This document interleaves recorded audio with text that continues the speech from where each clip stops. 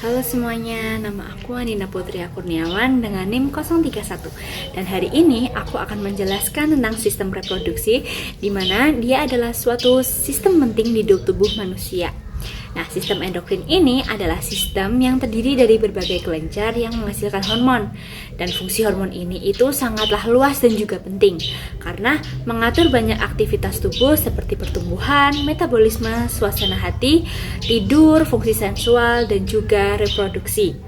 Nah, berbeda dari sistem saraf yang bekerja cepat dengan sinyal listrik, sistem endokrin ini dia bekerja lebih lambat karena menggunakan aliran darah untuk menyebarkan hormon, dan meskipun begitu, efek hormon biasanya itu akan bertahan lebih lama. Nah, kita lanjut ke perbedaan endokrin dan juga eksokrin. Nah, kelenjar endokrin ini bersifat ductless, yang artinya tidak memiliki saluran untuk menyalurkan hormon. Hormon yang dihasilkan itu langsung disekresikan ke dalam pembuluh darah. Dan contoh kelenjar endokrin antara lain ada tiroid, hipofisis, dan juga adrenal. Berbeda dengan kelenjar eksokrin yang memiliki saluran dan juga mengeluarkan produknya malah ke permukaan tubuh ataupun ke rongga tubuh. Nah, contohnya yaitu ada kelenjar keringat, kelenjar air liur, dan juga pankreas eksokrin. Nah, apa sih hormon itu?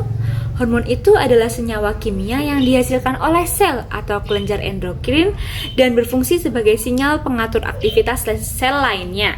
Dan hormon itu bekerja sama dengan cara mengikat reseptor tertentu di permukaan ataupun di dalam sel target. Nah, setiap hormonnya ini hanya akan mempengaruhi sel yang memiliki reseptor spesifik untuk hormon tersebut. Contohnya kayak hormon TSH yang hanya bekerja pada kelenjar tiroid karena hanya tiroid yang memiliki reseptor TSH. Nah, kita lanjut ke mekanisme kerja hormon.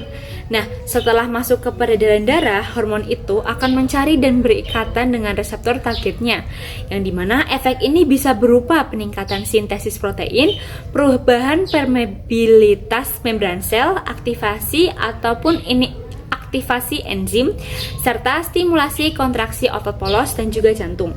Contoh mekanisme kerja hormon adalah dari efek antagonis antara insulin dan juga glukagon.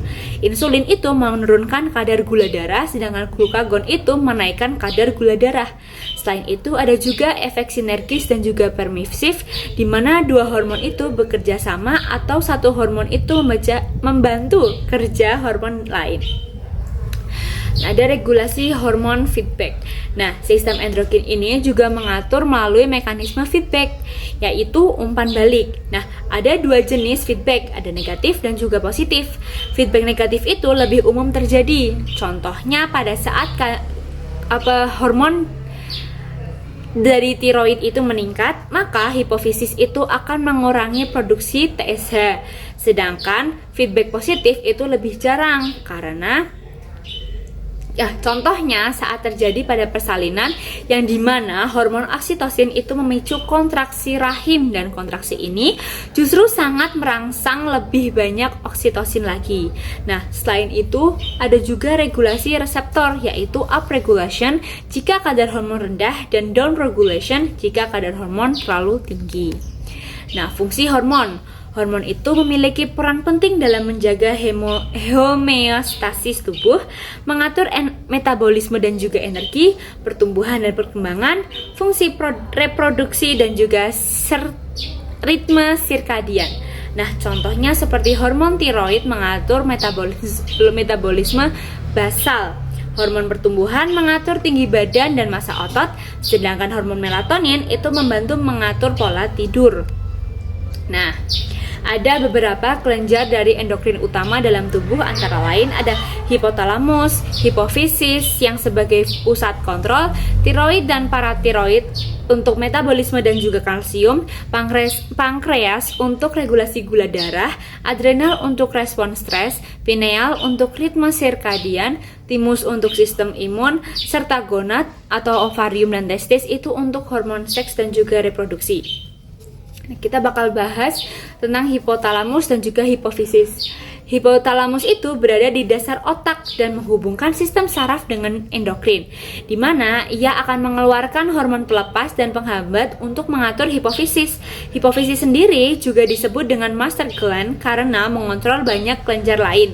Lobus anteriornya itu menghasilkan GH, TSH, ACTH, FSH, LH, dan juga PRL, sementara lobus posterior itu menyimpan dan melepaskan ADH serta oksitosin. Nah, kita lanjut ke kelenjar tiroid dan juga paratiroid. Tiroid ini berbentuknya seperti kupu-kupu dan menghasilkan T3 dan T4 yang mengatur metabolisme serta kalsitonin yang menurunkan kadar kalsium darah. Paratiroid ini terletak di belakang tiroid dan menghasilkan PTH yang bisa menaikkan kadar kalsium pada darah. Nah, keseimbangan antara kalsitonin dan PTH itu sangat sering digunakan untuk saraf, otot, hingga pembekuan darah. Lalu ada kelenjar adrenal yang terletak di atas ginjal dan terbagi menjadi dua bagian, ada korteks dan juga medula. Korteks ini bisa menghasilkan kortisol, aldosteron, dan juga endokrin, sedangkan medula itu menghasilkan adrenalin dan juga non-adrenalin, yang dimana hormon-hormon ini itu penting untuk mengatur stres kita, tekanan darah, dan juga metabolisme. Lalu ada kelenjar pineal atau epifisis. Pineal adalah kelenjar kecil di otak yang menghasilkan melatonin, hormon pengatur ritme sirkadian. Nah, produksi melatonin ini meningkat saat gelap sehingga membuat kita mengantuk dan menurun saat terang. Melatonin juga bisa mempengaruhi mood kita dan juga pubertas.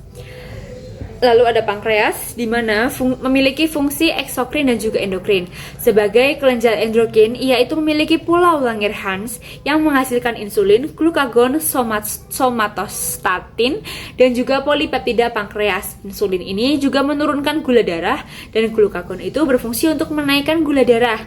Nah, keseimbangan dua hormon ini itu penting dalam menjaga kadar glukosa darah. Ada kelenjar gonad atau ovarium dan juga testis. Ovarium itu menghasilkan estrogen dan progesteron yang penting untuk siklus menstruasi dan juga kehamilan. Testis menghasilkan testosteron yang berperan dalam spermatogenesis dan ciri seksual pria. Nah, kedua kelenjar ini itu diatur oleh hormon FSH dan juga LH dari hipofisis. Lalu ada gangguan dari sistem endokrin ini ada apa aja? Ada hipotiroidisme, hipertiroidisme, diabetes mellitus, sindrom Cushing, dan juga penyakit Addison. Nah, gangguan ini bisa menyebabkan gejala seperti lemas, perubahan berat badan, tekanan abnormal, hingga gangguan mood. Nah, sistem endokrin bekerja melalui hormon yang menyebar lewat darah dan mempengaruhi sel target secara spesifik. Yang keseimbangan hormon ini itu sangat penting untuk menjaga kestabilan tubuh ataupun homeostasis. Memahami sistem ini itu nggak cuma membantu kita untuk lebih sadar akan pentingnya pola hidup dan bisa juga untuk mendeteksi gangguan hormon kita sejak dini. Terima kasih sudah menyimak penjelasan saya tentang sistem endokrin. Semoga bermanfaat dan sampai jumpa.